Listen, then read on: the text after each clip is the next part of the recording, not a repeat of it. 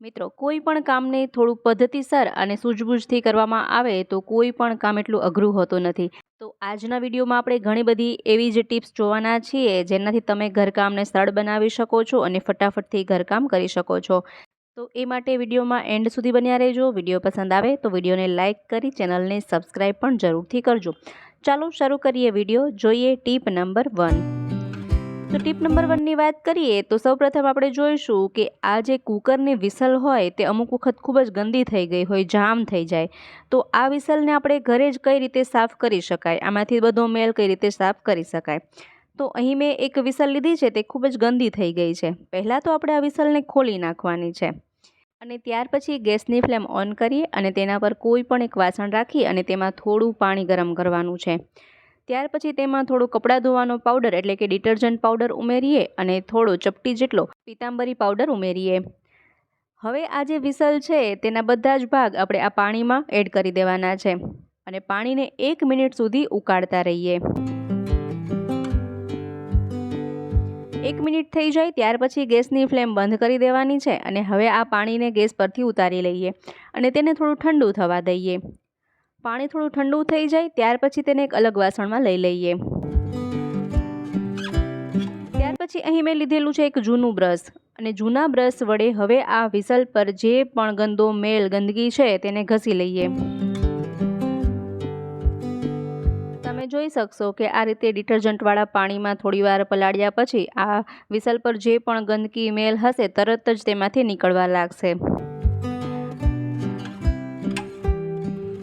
આ વિસલમાં જે પણ ગંદકી મેલ હશે તે તરત જ નીકળી જશે. એ જ રીતે આ ઢાંકણને પણ સાફ કરી લઈએ. આમાં આપણે ડિટર્જન્ટની સાથે પીતાંબરી પાવડર પણ મિક્સ કર્યો છે. તેનાથી આ જે સ્ટીલવાળો ભાગ છે, જે વિસલનો ભાગ છે, તે એકદમ ચમકી ઉઠશે. વિસલ એકદમ નવા જેવી બની જશે. જુઓ, એકદમ સરસ ચમકવા લાગ્યું છે. આ રીતે આપણે આ વિસલના બધા જ ભાગને સાફ કરી લઈએ. હવે આ પાણી ફેંકી દઈએ અને ચોખ્ખું પાણી લઈ લઈએ અને ચોખ્ખા પાણીમાં આ બધા જ ભાગ ધોઈ નાખીએ. તો એકદમ સરસ નવા જેવી વિસલ બની ગઈ છે.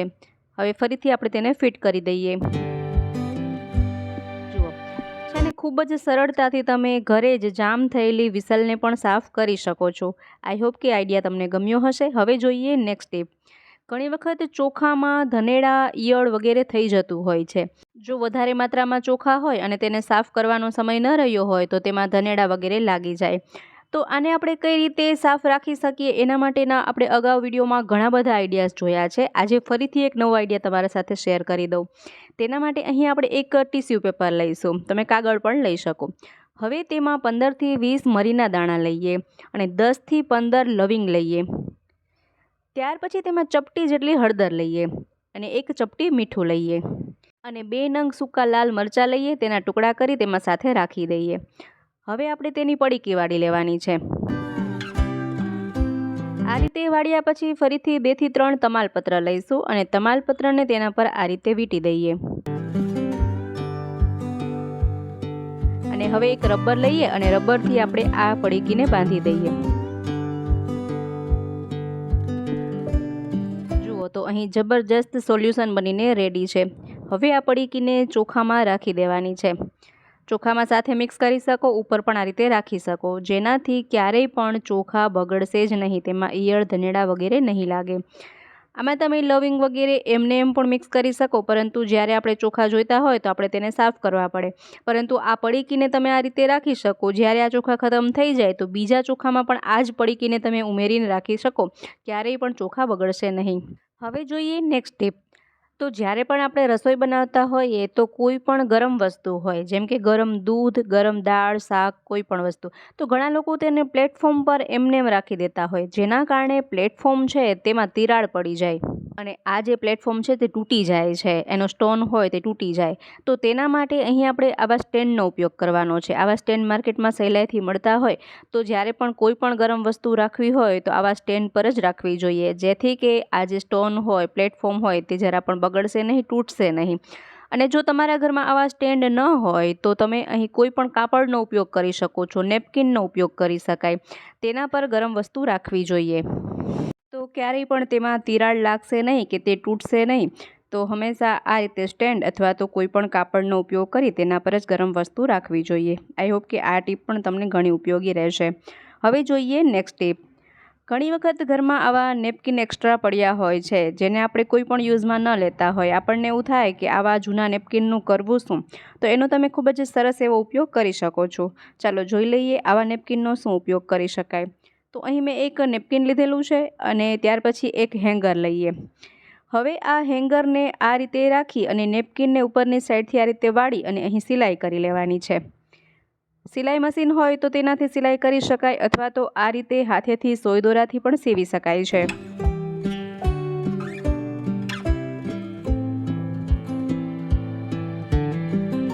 આ રીતે સિલાઈ કર્યા પછી હવે આપણે તેને આ રીતે ફેરવી લઈએ અવળી સાઈડ, એટલે સિલાઈવાળો ભાગ છે પાછળની સાઈડ ચાલ્યો જાય. ત્યાર પછી હવે આ નેપકિનને અહીંથી આ રીતે વાળીએ અને વ્યવસ્થિત ગોઠવી લઈએ. હવે આપણે અહીં સિલાઈ કરવાની છે તો ફરીથી આપણે સોય દોરાથી ત્યાં સીવી લઈએ.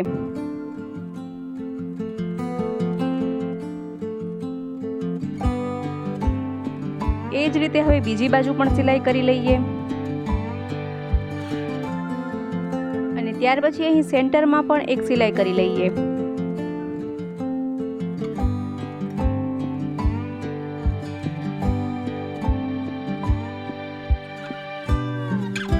તો આ રીતે આપણે 3 બાજુ સિલાઈ કરવાની છે અને એક સિલાઈ આ રીતે. હવે આ સિલાઈવાળો ભાગ ન દેખાય તેના માટે અહીં મેં એક લેસ પટ્ટીનો ઉપયોગ કર્યો છે. આ રીતે ગ્લુ ગનથી ગ્લુ લગાવી અને બોર્ડરમાં લેસ લગાડી દઈએ. તમે કોઈ પણ કાપડનો ઉપયોગ કરી શકો છો.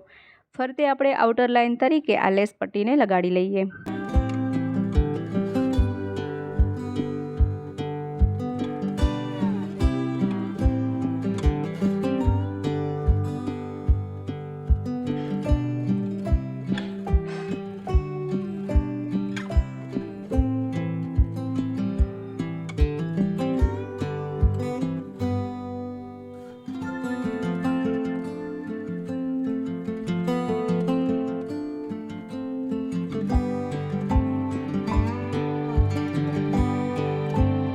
તો અહીં ખૂબ જ સરસ મજાનું એક ઓર્ગેનાઇઝર બનીને રેડી થઈ ગયું છે. આ રીતે આમાં 2 ખાના પણ બની ગયા છે.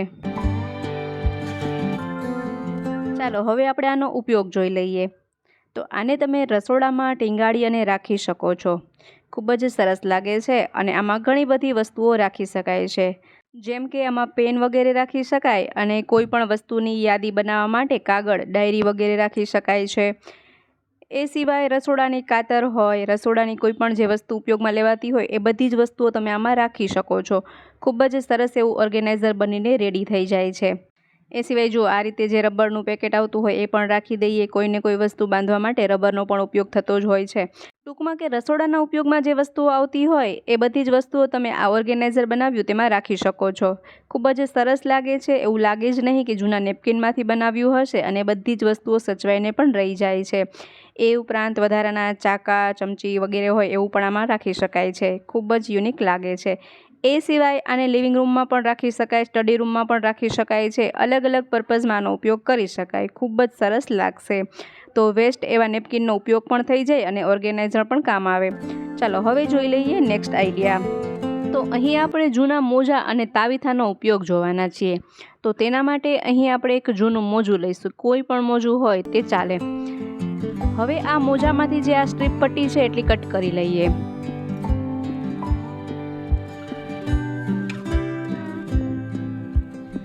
અને હવે આ તાવીથા પર આ રીતે મોજું પહેરાવી દઈએ અને જે આ પટ્ટી કટ કરી છે તેને અહીંથી બાંધી લઈએ.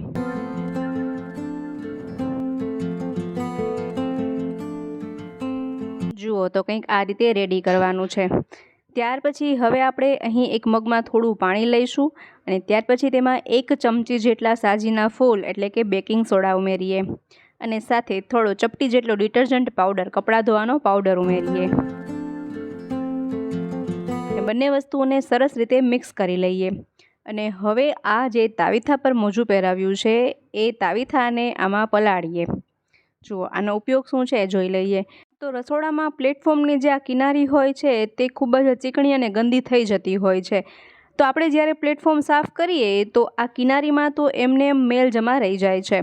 તો આને તમે આ તાવીથાથી સહેલાઈથી સાફ કરી શકો છો. જુઓ દરેક ઘરમાં પ્લેટફોર્મમાં આ કિનારીવાળી જગ્યા એકદમ ખરાબ થઈ જ જતી હોય, તો આ રીતે ડિટર્જન્ટ અને બેકિંગ સોડાવાળા પાણીમાં આ મોજાને પલાળી અને આપણે તેને સાફ કરી શકીએ છીએ. સરળતાથી સાફ થઈ જશે, બધો જ મેલ તરત જ તેમાંથી નીકળી જાય છે. એ સિવાય પણ આના ઘણા ઉપયોગ છે. વિડીયોમાં એન્ડ સુધી બન્યા રહો. એ સિવાય વાત કરીએ તો અત્યારે મોટાભાગના ઘરોમાં પોતા કરવા માટે મોપનો ઉપયોગ થતો હોય છે, જેના કારણે જે ઘરમાં ટાઇલ્સની આ જે કિનારીવાળો ભાગ હોય ત્યાં પોતા લાગતા નથી, તેના કારણે ત્યાં મેલ ગંદકી જમા થઈ જાય છે. તો તેને પણ આ રીતે સરળતાથી ત્યાંથી સાફ કરી શકાય છે. એ સિવાય જે ખૂણા ખાંચકાવાળી જગ્યા હોય, જ્યાં સાવેણી વગેરે ન પહોંચી શકતું હોય, તો તેને પણ સાફ કરી શકાય છે. એ ઉપરાંત રસોડામાં કે કોઈ દિવાલ પર જ્યારે કરોડિયા વગેરે લાગી જાય તો એને પણ તમે આ રીતે સાફ કરી શકો છો અને સરળતાથી ત્યાંથી બધો જ કચરો, મેલ, ગંદકી કાઢી શકો છો. જુઓ, તો આ રીતે આપણે જો તાવીથામાં મોજું લગાવી દઈએ તો ઘણી સફાઈ કરી શકાય છે. તો અહીં પ્લેટફોર્મ પર, ટાઇલ્સ પર, દીવાર પર જે પણ ગંદકી, મેલ હતું તે બધું જ આ મોજામાં આવી ગયું છે. તો ક્લિનિંગ માટેનો આ બેસ્ટ આઈડિયા છે. તો મિત્રો, આશા રાખું છું આજનો વિડીયો તમને જરૂરથી પસંદ આવ્યો હશે, સાથે ઉપયોગી પણ રહ્યો હશે. વિડીયો પસંદ આવ્યો હોય તો વિડીયોને લાઇક કરજો, શેર કરજો. અમારી ચેનલ પર નવા હોય, પહેલી વાર ચેનલ પર વિઝિટ કરી રહ્યા હોય તો ચેનલને સબસ્ક્રાઈબ પણ જરૂરથી કરજો. ફરી મળીશું નવા વિડીયોમાં નવા જ આઈડિયાઝ સાથે. ત્યાં સુધી જોતા રહેજો આપણી ચેનલ બી ક્રિએટિવ.